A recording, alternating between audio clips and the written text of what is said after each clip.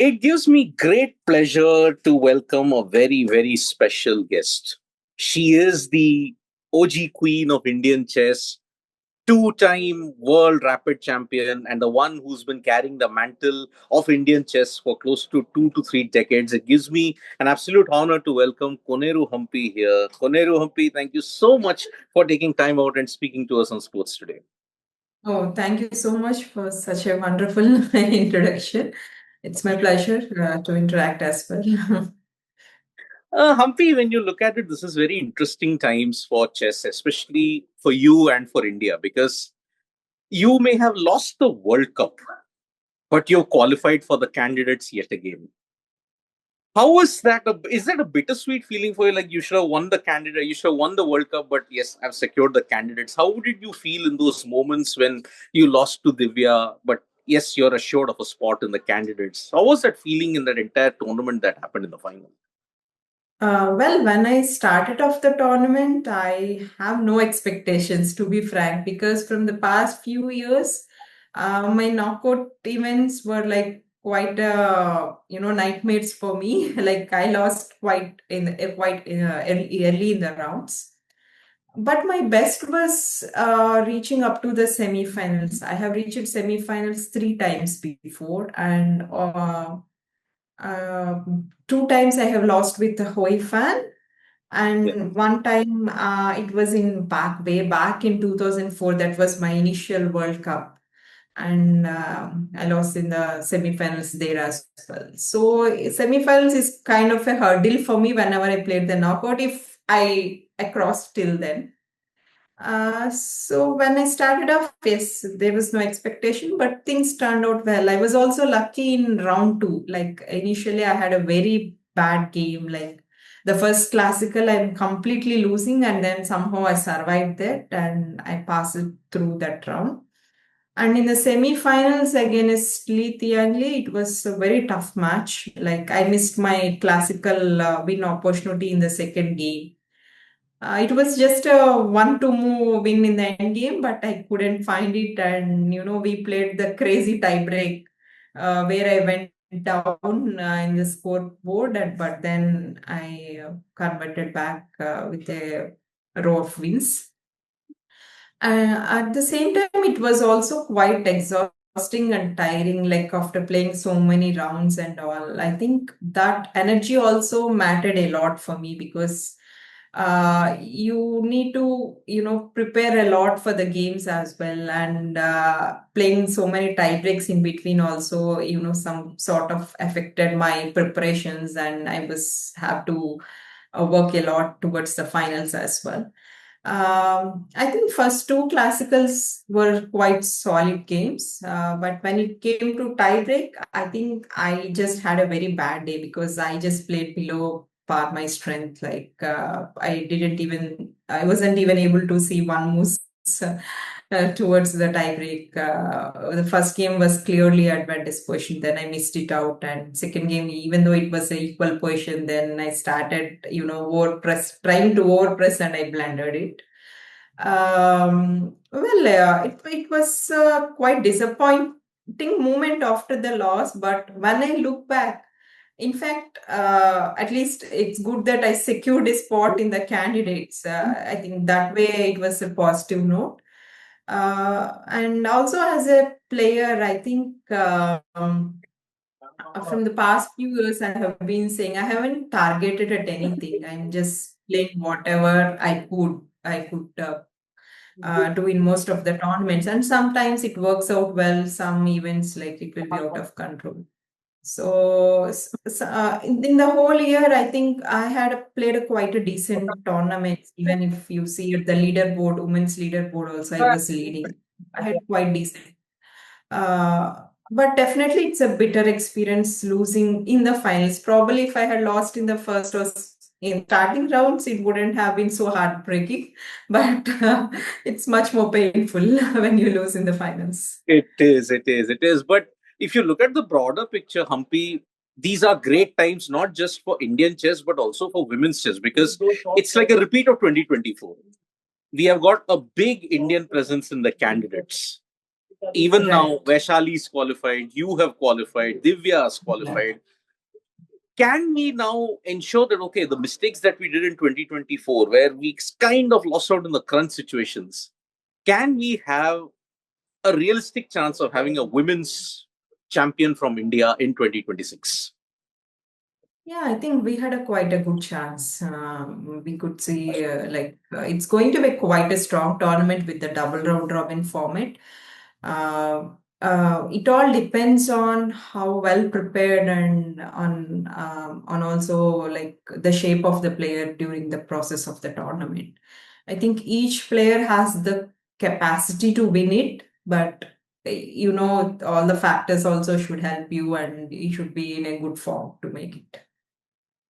Humpy, when you look at it, 2025 now, as we speak today, we are going to have the Chess World Cup come back to India after 23 long years, and it's going to be Oh, held in Goa.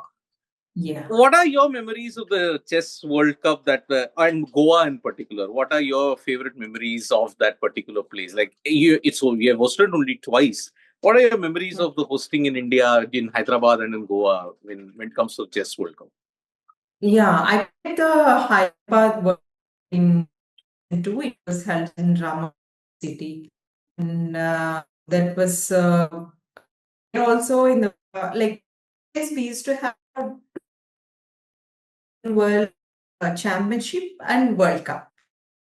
Yes. So then there also I lost in the semi-finals with Ju Hua, but I was just 16 years old at the time. I remember Anand winning the finals with, I think it was with Shirov, if I haven't mistaken. He won the finals in the World Cup, and Ju Uh, Hua and Anand was the World Cup champions. Yeah. yeah, she beat Um, Shirov in the World Championship and he beat Kazimzanov in the 2002 event in Hyderabad. That's it. It's a cousin, okay, okay. I remember Anand became the winner in that event. So having a World Cup after so many years is like a wonderful thing, because now the whole attention of the chess world is towards the Indian players. Like we have plenty of youngsters in the world rankings already. And hosting it in Goa, especially, I think Goa is not the place where we have most of the chess players. We have most of them from southern part.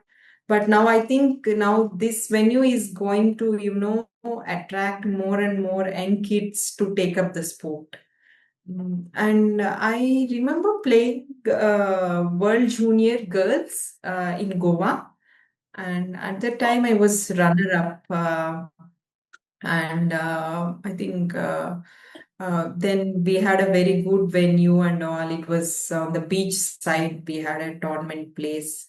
So Goa is always a fantastic venue which has a mixed culture, and also I think foreigners would enjoy the stay. It's as always we are I think the best hospitable Yeah. country. So yeah, and this time we had Prayag, Gukesh, and also Arjun Nihal playing in the event, and I'm expecting that one of our young talent will get qualified to the candidates as well. Last couple of questions, Humpy. When you look at this particular thing, we are seeing Gukesh play in all the tournaments despite him being the world champion. Divya is going through a different route by playing in the open category in both Grand Swiss and in the World Cup. She's the only women grandmaster to do it.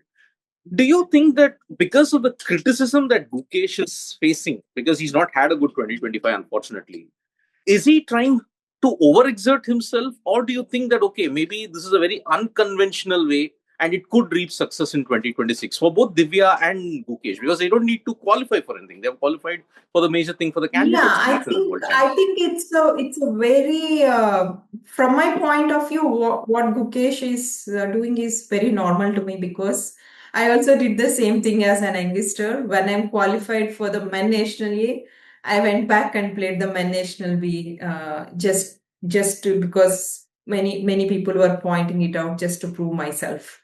I also played the Women National Championship when it was not required. I played it and I won it with a very high score.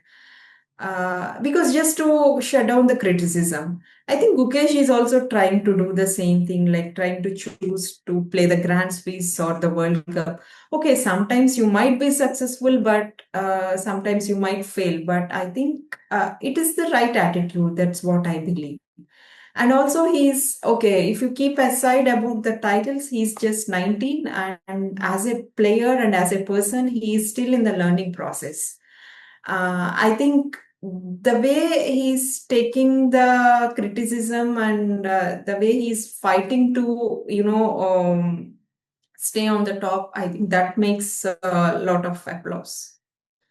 And also coming to Divya, um, like playing in the men's circuit is very common, but especially for the Grand Swiss, I think since she has already qualified for the candidates, it doesn't make sense to play in the women's circuit. I also skipped the event, but Right. I'm not very active like these youngsters, so I felt my presence at home is more required than playing a tournament. So yes, I think that's a very practical decision to play in the men's event. And coming to the World Cup, well, it's a qualification spot. Like not like every women player gets the opportunity to compete since Juve and June withdrew from the event. I think Divya got the opportunity, and I really hope that she'll utilize it and she'll have the best performance. Yeah. Mhm.